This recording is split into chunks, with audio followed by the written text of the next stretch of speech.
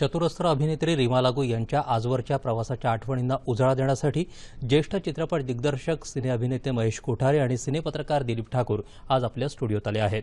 तर नमस्कार, 9:30च्या बातमीपत्रात आपलं मनापासून स्वागत। तर रीमाजी यांच्या जाण्यामुळे सिने आणि नाट्यसृष्टीमध्ये मोठीच पोकळी निर्माण झाली आहे। आपण या क्षेत्रातले अग्रणी आहात, तर भावना आपल्या कशा व्यक्त कराल?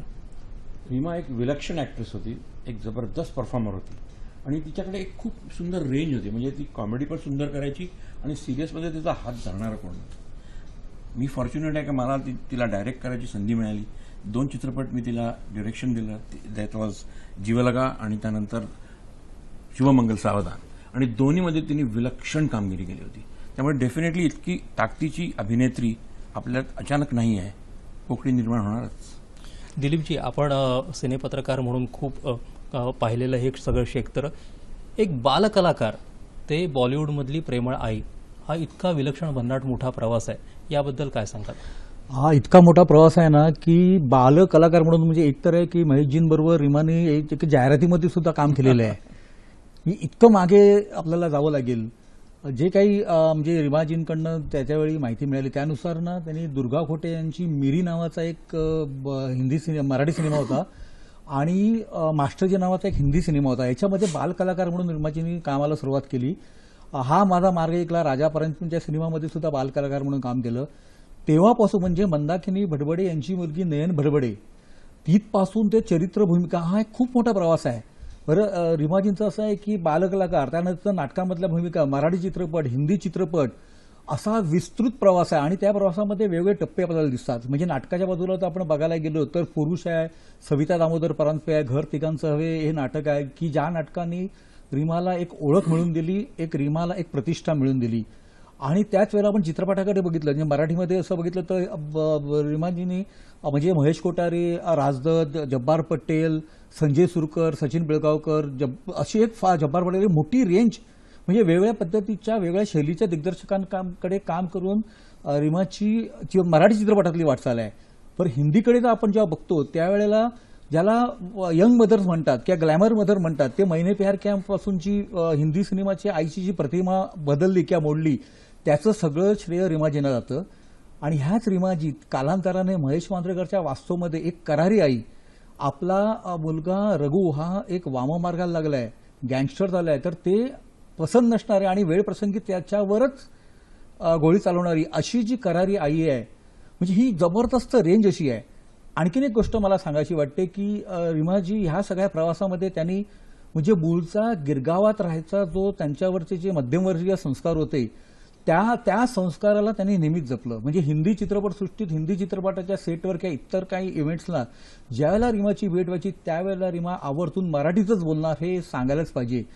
मला आजही एक सांगायचं वाटतं की 2 वर्षापूर्वीच आम्ही गिरगावातील टोपीवाला व्याख्यानमालामध्ये रीमाची ह्या सगळ्या तपशिलामध्ये मुलाखत घेतलेली। त्यावेळेला रीमाने गिरगावबद्दलच्या आपल्या आठवणी, मॅजेस्टिक सिनेमा, गिरगावमध्ये पाहिलेले चित्रपट, ते लहानपण, ती शाळा, चिकित्सा विद्यालयातले 1ली ते 4थीचं जीवन, मग पुण्यामधले दिवस, हे जे सगळं आहे। आणि अलीकडेच म्हणजे अगदी 21 एप्रिलला रीमाजींना कट्टर गिरगावकर हा पुरस्कार दिला गेला। आणि ह्या सगळ्यामध्ये म्हणजे रीमानी गिरगावपासून अंधेरीपर्यंतचा प्रवास केला, बालकलाकार ते चरित्र अभिनेत्री म्हणून प्रवास केला, पण ह्या सगळ्यामध्ये गिरगावने जे आपल्यावर मध्यमवर्गीय संस्कार केले ते मात्र कायम ठेवले। आणि मला वाटतं ना की या गोष्टीची आपण म्हणजे दाद दिलीच पाहिजे।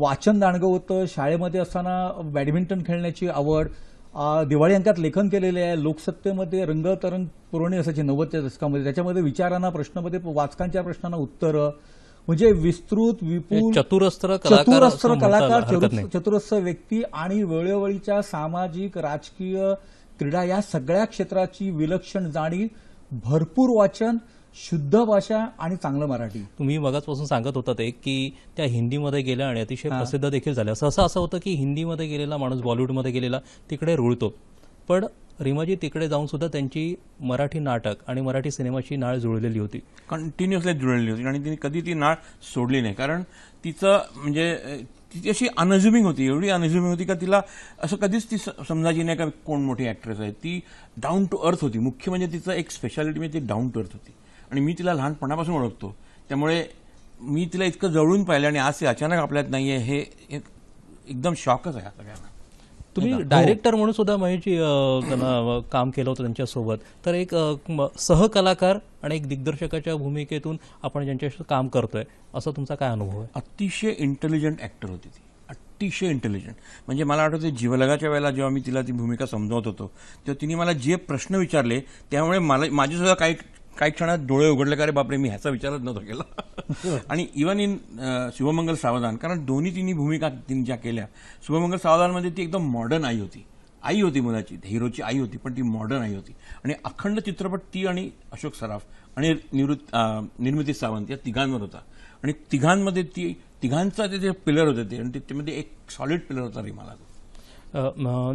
दिलीपजी, वैविध्य भूमिकांमधलं आपण त्याच्यावरती चर्चा करतोय, त्यावरती तुम्ही काय अधिक प्रकाश म्हणजे टाकाल? बघितलं ना, आता आपण हिंदीमध्ये जर बघितलं तर म्हणजे ग्लॅमर मॉम, म्हणजे हिंदी सिनेमाच्या आईची परंपरागत प्रतिमा मोडण्याचं सगळं श्रेय रीमाला जातं मैंने प्यार कियापासून. त्यानंतर आपण जर बघितलं मग ते रंगीला असेल, हम साथ साथ असेल, हम आपके कोण असेल, हिना असेल, कल होना होना असेल, म्हणजे हिंदीतली टॉपच्या बॅनरकडे काम केलेलं आहे. आणि ते करता करता एक वास्तवसारखी वेगळी भूमिका, आणि त्याच वेळेला मराठी चित्रपटाशी असलेली बांधिलकी.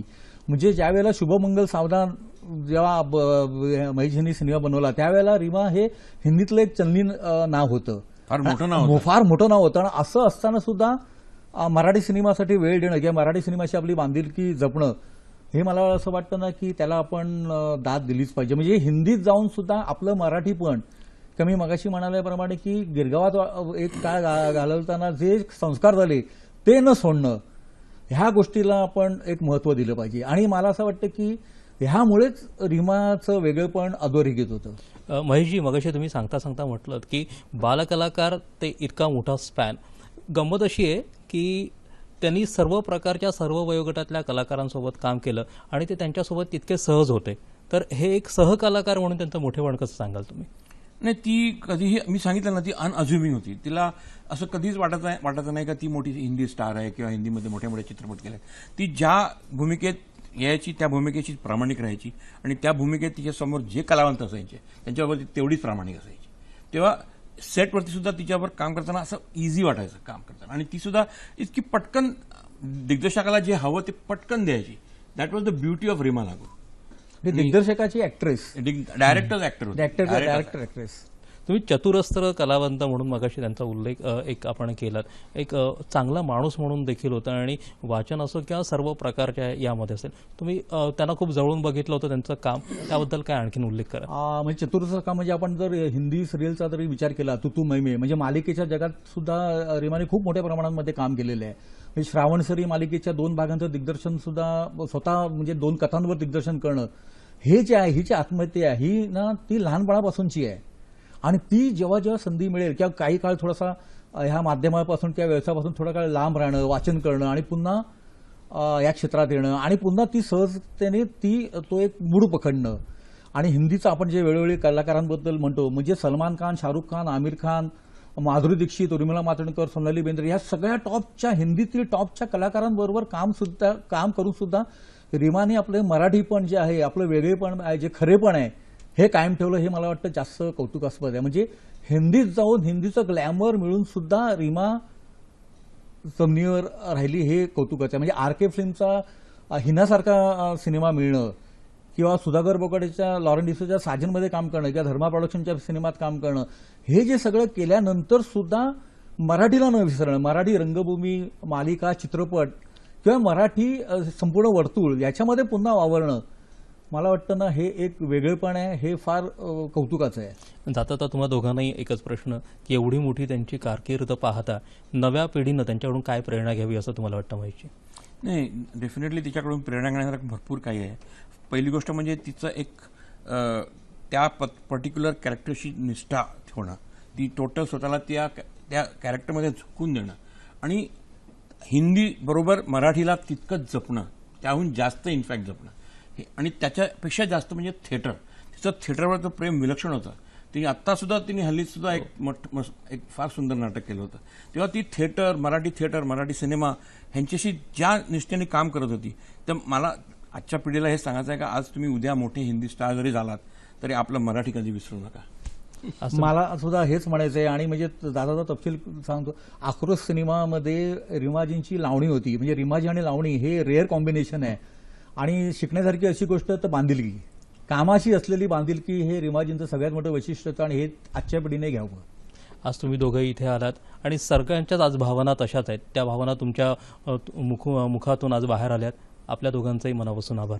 थँक्यू.